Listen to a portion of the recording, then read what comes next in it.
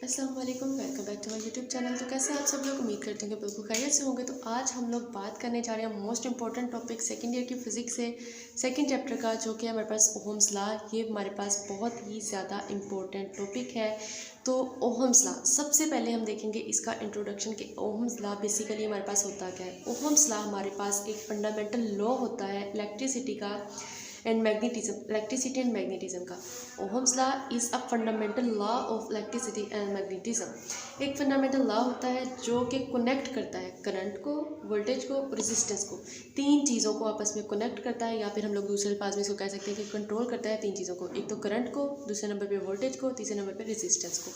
तीन चीज़ों को, करंट को, वोल्टेज को और रेजिस्टेंस को, इन तीनों चीज़ों को कनेक्ट करता है या फिर इन तीनों चीज़ों को जो है कंट्रोल करता है। तो अब हम लोग क्या करते हैं, इसको स्टार्ट करते हैं। एक एनालॉजी देखेंगे, उस एनालॉजी को बाद में हम रिलेट कर देंगे रियलिटी के साथ। तो एनालॉजी हमारे पास क्या होगी, ये हमारे पास कह लें कि ये हमारे पास पाइप है, ये इसके अंदर हमारे पास वाटर फील है, इसके अंदर सिर्फ वाटर है, और ये हम लोगों ने क्या किया है, इसके साथ एक पंप अटैच कर दिया है। पहले हम लोगों ने पाइप लिया, पाइप के अंदर पानी फिल कर दिया। अब ये जो पंप है ना, पंप ने क्या काम करना है, हमारे घरों में पंप लगे हुए हैं, हम लोग देखते हैं कि पंप जो होता है वो क्या करता है, पानी का प्रेशर प्रोड्यूस करता है। तो इस पंप ने क्या किया, इसके जो दो एंड्स थे, एक एंड ये है, एक एंड ये है, इन दोनों एंड्स पे जो है प्रेशर डिफरेंस प्रोड्यूस कर दिया। इस एंड को आप कह लें कि ए एंड है, इस एंड को आप कह लें कि हमारे पास बी एंड है। तो इसने ए एंड पे, एक एंड पे ए, सपोज आप कह सकते हैं इस एंड पे, ए एंड पे प्रेशर को इंक्रीज़ कर दिया, और जो बी एंड है दूसरे एंड पे प्रेशर को डिक्रीज़ कर दिया। पंप ने क्या काम किया, जो पाइप था उसके दोनों एंड्स पे प्रेशर का डिफरेंस प्रोड्यूस कर दिया, यानी कि एक एंड का प्रेशर बढ़ा दिया और एक एंड का प्रेशर जो था उसको कम कर दिया। तो इस तरह से क्या हुआ, दोनों एंड्स पे हमारे पास प्रेशर डिफरेंस प्रोड्यूस हो गया। प्रेशर डिफरेंस जैसे ही हमारे पास प्रोड्यूस हुआ, तो जो पानी था वो बहने लग गया, फ्लो करने लग गया, पॉइंट ए से लेके बी की तरफ पानी ऐसे फ्लो करना शुरू हो गया। ये किस वजह से हुआ, ये इस पंप की वजह से हुआ। एनालॉजी आपने देख ली, क्या किया, पाइप में पानी लिया, पानी लेके पंप ने क्या किया, प्रेशर डिफरेंस प्रोड्यूस कर दिया, एक एंड का प्रेशर ज़्यादा कर दिया, एक दूसरे एंड का प्रेशर कम कर दिया, जिसकी वजह से जो पानी था वो हाई प्रेशर से लो प्रेशर की तरफ मूव करना शुरू कर दिया, यानी कि फ्लो करना शुरू कर दिया। इसको हम अब रिलेट करते हैं इलेक्ट्रिक फील्ड के साथ। इसके लिए हमने क्या किया, एक हम लोगों ने कंडक्टर का पीस ले लिया, एक वायर की फॉर्म में। कंडक्टर का पीस जब हम लोगों ने लिया, तो इसके अंदर जो इलेक्ट्रॉन्स थे वो रैंडमली मूव कर रहे थे। तो ये पाइप की जगह पे कंडक्टर ले लिया हम लोगों ने, पानी की जगह पे हमारे पास इलेक्ट्रॉन्स आ गए, और जो हमारे पास पंप था, पंप की जगह पे हम लोगों ने क्या किया, बैटरी लगा दी। तो बैटरी ने क्या करना है, जिस तरह इस पंप ने क्या किया था, दोनों एंड्स पे प्रेशर डिफरेंस प्रोड्यूस कर दिया, तो बैटरी ने इसी तरह से इसके दोनों एंड्स पे, इस एंड को आप कह लें ए एंड है, इस एंड को कह लें बी एंड है, इलेक्ट्रिक पोटेंशियल डिफरेंस प्रोड्यूस कर देना है। एक एंड का इलेक्ट्रिक पोटेंशियल डिफरेंस ज़्यादा कर देगा, दूसरे एंड का इलेक्ट्रिक पोटेंशियल डिफरेंस कम कर देगा।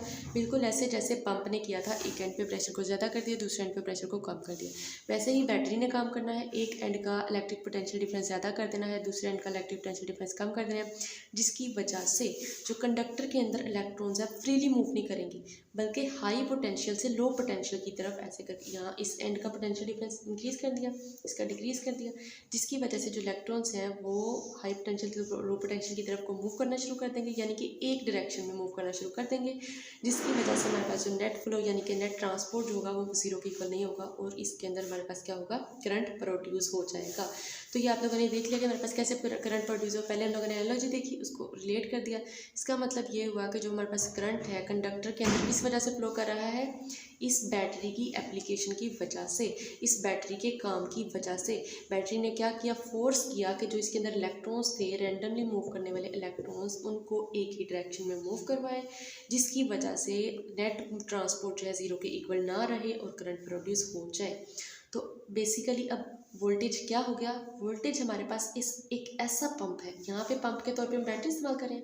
वोल्टेज एक ऐसा पंप है जो कि चार्जेस को फोर्स करता है कि वो सिर्फ एक ही डायरेक्शन में मूव करें, या फिर वोल्टेज एक ऐसा पंप है जो कि दो एंड्स के दरमियान में पोटेंशियल डिफरेंस क्रिएट कर देता है, जिस पोटेंशियल डिफरेंस की वजह से चार्जेस हाई पोटेंशियल से लो पोटेंशियल की तरफ मूव करना शुरू कर देंगे और हमारे पास करंट प्रोड्यूस हो जाएगा। ठीक हो गया, करंट चार्जेस हमारे पास तभी फ्लो करेंगे ना, यानी कि चार्जेस एक डायरेक्शन में फ्लो करेंगे तो करंट प्रोड्यूस हो जाएगा हमारे पास। तो ये हमारे पास हो गया जो करंट है और वोल्टेज, उसका रिलेशन हम लोगों ने यहाँ पे पढ़ लिया। करंट एक्चुअली में हमारे पास हम लोगों ने देखा कि करंट हमारे पास क्या था, करंट फ्लो ऑफ चार्जेस है, और वोल्टेज क्या है, वोल्टेज हमारे पास, करंट हमारे पास क्या है, फ्लो ऑफ चार्जेस करंट है, और जो हमारे पास वोल्टेज होता है, वोल्टेज हमारे पास क्या होता है कि ये चार्जेस होते हैं, ये फ्लो जब कर रहे होते हैं उसको हम लोग कह देते हैं वो हमारे पास वोल्टेज हो जाता है, यानी कि फोर्स करना उन चार्जेस को कि एक ही डायरेक्शन में मूव करें, और जब वो मूव करते हैं तो करंट प्रोड्यूस हो जाता है। तो ये था हमारे पास ओहम्स लॉ। ओहम्स लॉ ने क्या किया, करंट और वोल्टेज के दरमियान में रिलेशन बता दिया।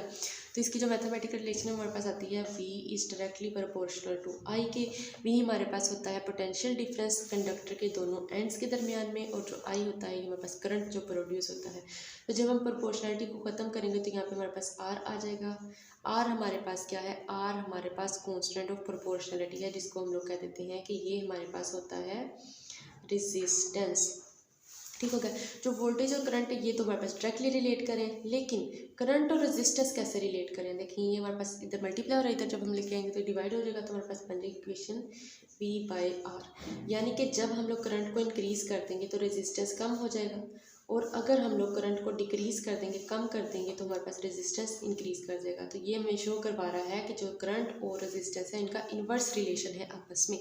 अब हम लोगों ने यहाँ पे क्या किया, वोल्टेज और करंट का रिलेशन देख लिया। अब हम लोग रेजिस्टेंस का देख लेते हैं। रेजिस्टेंस को सबसे पहले देखने से पहले हम लोग बताते हैं कि हमारे पास रेजिस्टेंस क्या होता है। अब हम लोग देख लेते हैं कि हमारे पास रेजिस्टेंस बेसिकली में क्या होता है। रेजिस्टेंस को उर्दू में हम कहते हैं मज़ाहमत। यानी कि देखिए, जब एक चीज़, ये वाली जो चीज़ें इस डायरेक्शन में मूव कर रही है, तो इसके रास्ते में जो रुकावट आएगी जो कि इसकी जो डायरेक्शन है उसको अपोज करेगी, अपोज करने में थोड़ा सा रोल प्ले करेगी। मज़ाहमत जो आ जाएगी यानी कि उसकी डायरेक्शन को उसके ख़िलाफ़, उसकी डायरेक्शन के ख़िलाफ़ होगी, उसको हम लोग कहते हैं वो रेजिस्टेंस है। यानी कि जो रुकावट उसने अपने रास्ते में देखी, आसान अल्फाज में रेजिस्टेंस हम लोग उसको कहते हैं। तो रेजिस्टेंस की हम बात करते हैं कि जो हमारे पास कंडक्टर, मैंने आपको पहले बताया कि जो कंडक्टर होता है उसके अंदर फ्री इलेक्ट्रॉन्स होते हैं। जो फ्री इलेक्ट्रॉन्स होते हैं वो हमारे पास आयंस बन जाते हैं। तो वो जो आयंस होते हैं, ये वाले जो आयंस होते हैं, सपोज जो हमारे पास इलेक्ट्रॉन्स होते हैं उन्होंने एक डायरेक्शन में मूव करना होता है, तो जो हमारे पास आयंस रास्ते में पड़े होते हैं, तो आयंस जब इसके साथ कोलिजन करते हैं तो इसकी जो डायरेक्शन होता है उसके अपोज होते हैं। इसकी डायरेक्शन को अपोज करने की कोशिश करेंगे तो इसको हम लोग कहते हैं कि हमारे पास रेजिस्टेंस होता है। तो रेजिस्टेंस का हमारे पास क्या फॉर्मूला है, पीछे हम लोगों ने V directly proportional to I, V is equal to R, I यहाँ से निकाला था, R is equal to V/I होता है। तो यहाँ से ही हम लोग इसकी यूनिट की बात कर लेते हैं कि यूनिट हमारे पास इसका क्या होता है। तो जो हमारे पास वोल्टेज होता है इसको हम लोग किस में लिखते हैं, इसको हम लोग लिखते हैं वोल्ट्स में लिखते हैं। ओवर में हमारे पास जो करंट होता है, करंट को हम लोग लिखते हैं, करंट का हम लोगों ने पहले तो इस लेक्चर, इस जो चैप्टर का पहला टॉपिक लेक्चर था उसके अंदर हम लोगों ने बताया था कि करंट का जो होता है यूनिट वो हमारे पास होता है एम्पियर। तो वोल्ट पर एम्पियर जो होता है ये, इसको हम लोग कह देते हैं ये हमारे पास ओम के इक्वल होता है, और ओम को हम लोग इस तरह से लिखते हैं। ठीक होगा। ये हमारे पास हो गया रेजिस्टेंस। रेजिस्टेंस बेसिकली क्या है, इलेक्ट्रॉन फील करते हैं ओपोजिशन अपने फ्लो में, अपने रास्ते में, तो उसको हम लोग कहते हैं रेजिस्टेंस होता है। अब हम लोग इसकी डिपेंडेंस की बात कर लेते हैं कि ये हमारे पास किन किन फैक्टर्स के ऊपर डिपेंड करता है। डिपेंडेंस, ठीक हो गया। अब हम लोग क्या चीज़ देख रहे हैं, अब हम लोग देख रहे हैं कि जो हमारे पास रेजिस्टेंस होता है ये किन चीज़ों के ऊपर डिपेंड करता है। नंबर 1 पे तो हमारे पास आ जाती है नेचर। नेचर किस चीज़ की, नेचर ऑफ मटेरियल। मटेरियल की नेचर मतलब कैसे कि हम लोग कॉपर इस्तेमाल कर रहे हैं, या फिर हम लोग क्या चीज़ सिलिकॉन इस्तेमाल कर रहे हैं, या फिर हम लोग गोल्ड इस्तेमाल कर रहे हैं, कुछ भी सिल्वर गोल्ड कॉपर क्या चीज़ इस्तेमाल कर रहे हैं उसकी नेचर पे डिपेंड करता है रेजिस्टेंस। दूसरे नंबर पे ये डिपेंड करता है हमारे पास डायमेंशन के ऊपर। डायमेंशन के ऊपर हमारे पास ये कैसे डिपेंड करता है, जो हम लोगों ने कंडक्टर इस्तेमाल किया है, कंडक्टर की लेंथ क्या है, उसकी विड्थ क्या है, उसकी डायमेंशन, जो ये जो सारी चीज़ें होती हैं ना कंडक्टर की, उसको हम लोग कहते हैं, उस पर ये डिपेंड करता है। और तीसरी इसकी डिपेंडेंस की जो हमारे पास हमारा रेजिस्टेंस होता है ये हमारे पास डिपेंड करता है टेम्परेचर पे। अच्छा, एक चीज़ मैं आपको बताना भूल गई कि जो हमारे पास ओहम्स लॉ होता है ना, ओहम्स लॉ ऐसे कंडक्टर्स के ऊपर वैलिड होता है जिनकी जो हमारे पास होती है फिज़िकल स्टेट जो होती है, फिज़िकल स्टेट हम लोग कह रहे हैं यानी कि टेम्परेचर हो गया, और जो दूसरी फिज़िकल स्टेट्स होती हैं वो हमारे पास कांस्टेंट रहती हैं। ऐसे मटेरियल जिनकी फिज़िकल स्टेट जो है वो कांस्टेंट रहेगी उसको हम लोग कह देते हैं कि वो ओहम्स लॉ ओबे करते हैं। तो जो टेम्परेचर होता है, टेम्परेचर उसकी फिजिकल स्टेट होती है, तो रेजिस्टेंस टेम्परेचर पे डिपेंड करता है। यानी कि अगर हम लोग रेजिस्टेंस जो होता है उसको बढ़ा देंगे तो उसी केस में जो हमारे पास टेम्परेचर होता है वो भी बढ़ जाता होता है, और अगर हम लोग रेजिस्टेंस को कम कर देते हैं तो उसी केस में टेम्परेचर होता है वो भी कम हो जाता है। यानी कि डायरेक्टली रिलेट करते हैं एक दूसरे के साथ। तो वो वाले डिवाइसेस जो कि ओहम लॉ को ओबे करते हैं उनका टेम्परेचर जो होता है कांस्टेंट रहता है। कम टेम्परेचर फिजिकल क्वांटिटी है, तो जब टेम्परेचर कांस्टेंट रहेगा तो जाहिर सी बात है उनका रेजिस्टेंस मस्ट बी कांस्टेंट। तो तो इसीलिए जो रेजिस्टेंस होता है वो टेम्परेचर पे डिपेंड करता है। तो ये हम लोगों ने इसकी डिपेंडेंसी के 3-4 पॉइंट्स पढ़ लिए। तो अब हम लोग इसके ग्राफ्स देख लेते हैं थोड़े से, यानी कि हम लोग बात करते हैं ओमिक डिवाइसेस और नॉन ओमिक डिवाइसेस की। पहले हम लोग बात करते हैं ओमिक डिवाइसेस की, उसके बाद में हम लोग बात करेंगे नॉन ओमिक डिवाइसेस की। ठीक हो गया। ओमिक डिवाइसेस हमारे पास कौन से होते हैं? सबसे पहले हम लोग ओमिक डिवाइसेस की बात करते हैं। वो वाले डिवाइसेस जोन से जिनका जो हमारे पास होता है करंट और वोल्टेज का जो रिलेशन होता है वो डायरेक्टली रिलेशन होता है, यानी कि करंट को बढ़ाएंगे तो वोल्टेज भी बढ़ जाएगा, करंट को कम करेंगे तो वोल्टेज भी कम हो जाएगा। वो डिवाइसेस उनको ओमिक डिवाइस कहते हैं। पहले नंबर पर ये पॉइंट आ गया। दूसरे नंबर पर हम लोग ये भी कह सकते हैं वो वाले डिवाइसेस जिनकी फिजिकल स्टेट जो है वो हमारे पास कॉन्स्टेंट रहती है। क्या चीज़? उनकी फिजिकल स्टेट जो है वो कांस्टेंट रहती है, उन डिवाइसेस को हम ओमिक डिवाइसेस कह सकते हैं। तीसरे नंबर पे ओमिक डिवाइसेस कौन से होते हैं? वो वाले डिवाइसेस हमारे पास ओमिक डिवाइसेस होते हैं जो कि जिनकी हमारे पास होती है ग्राफ, वोल्टेज और करंट के दरमियान में जो ग्राफ होता है वो हमारे पास स्ट्रेट लाइन होता है। यानी कि देखिए मैंने आपको ये जो डायरेक्ट रिलेशन है ये भी यही चीज़ बता रहा है कि जब हम लोग यहाँ पे हमारे पास हम करंट को ले लेते होते हैं और यहाँ पे हम लोग वोल्टेज को ले लेते हैं, जैसे जैसे करंट को इंक्रीज़ करते जाएंगे वोल्टेज भी हमारे पास इंक्रीज़ करता जाएगा। देखिए ऊपर की तरफ करंट को इंक्रीज़ कर रहे हैं, जैसे जैसे करंट इंक्रीज़ कर रहे हैं वैसे वैसे हमारे पास वोल्टेज भी इंक्रीज़ हो रहा है। तो ये इनके दरम्यान में जो ग्राफ होगा हमारे पास स्ट्रेट लाइन ग्राफ आ जाएगा। तो वो डिवाइसेस जो कि वोल्टेज और करंट के दरम्यान में स्ट्रेट लाइन के ग्राफ को ओबे करते हैं वो हमारे पास ओमिक डिवाइसेस होती हैं। ओमिक डिवाइसेस की एग्जांपल में हमारे पास आ जाती हैं, हमारे पास कॉपर हो गया, गोल्ड हो गया, सिल्वर हो गया, ये हमारे पास ओमिक डिवाइसेस होती हैं। अब हम लोग नॉन ओमिक डिवाइसेस की बात करते हैं। नॉन ओमिक डिवाइसेस हमारे पास वो वाले डिवाइसेस होते हैं जिसके हमारे पास करंट और वोल्टेज के दरम्यान में जो ग्राफ होता है वो स्ट्रेट लाइन नहीं होता, बल्कि मैं आपको ये देखिए इस तरह से बताती हूँ। इसकी मैं आपको एक एग्जांपल से समझाती हूँ कि जो हमारे पास बल्ब हम लोग जो हमारे घरों में बल्ब लगे होते हैं पीले बल्ब, उन बल्ब के दरम्यान में एक फिलामेंट लगा होता है। जब हम लोग इलेक्ट्रिसिटी ऑन करते हैं तो वो जो हमारे पास जो फिलामेंट लगा होता है वो हीट अप होना शुरू हो जाता है। स्टार्टिंग में उसका टेम्परेचर नॉर्मल सा होता है तो उसके अंदर रेजिस्टेंस भी कम होती है। आहिस्ता आहिस्ता आहिस्ता हमारे पास क्या होता है, उसका जो टेम्परेचर है वो बढ़ना शुरू हो जाता है। तो जब टेम्परेचर हमारे पास बढ़ता है तो उसका जो रेजिस्टेंस है वो भी इंक्रीज़ होना शुरू होता है।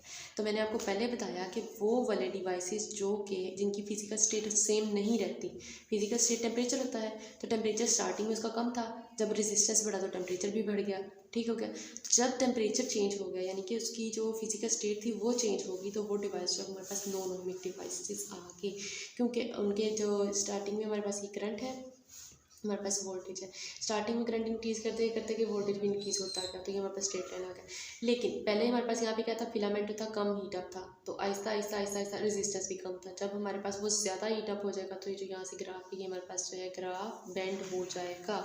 तो जब हमारे पास ग्राफ बेंड होगा तो उस टाइम पे हमारे पास क्या होगा, टेम्परेचर भी इंक्रीज़ कर गया स्लोली, हमारे पास रेजिस्टेंस भी इंक्रीज़ हो गया तो ग्राफ बेंड हो गया। ग्राफ बेंड होगा तो टेम्परेचर जो होगा इज़ नो मोर कॉन्स्टेंट। ठीक हो गया। यानी कि physical state is not valid. Temperature change हो गया तो फिजिकल स्टेट कांस्टेंट नहीं रही। तो इसका मतलब है कि ये हमारे पास जो ऐसे डिवाइसेस होते हैं उसको हम लोग नॉन ओमिक डिवाइसेस कह देते हैं। ये हमारे पास ओमिक डिवाइसेस हो गए, हमारे पास नॉन ओमिक डिवाइस हो गए। तो आज का लेक्चर इतना ही। अगर आपको इस लेक्चर में कोई भी क्वेश्चन पूछना है तो आप मुझे कमेंट सेक्शन में पूछ सकते हैं, तो आने वाली वीडियो में मैं आपको उसका आंसर कर दूँगी। तो मिलते हैं अपनी अगली वीडियो में, तब तक के लिए अपना बहुत सारा ख्याल रखिएगा। अल्लाह हाफिज़।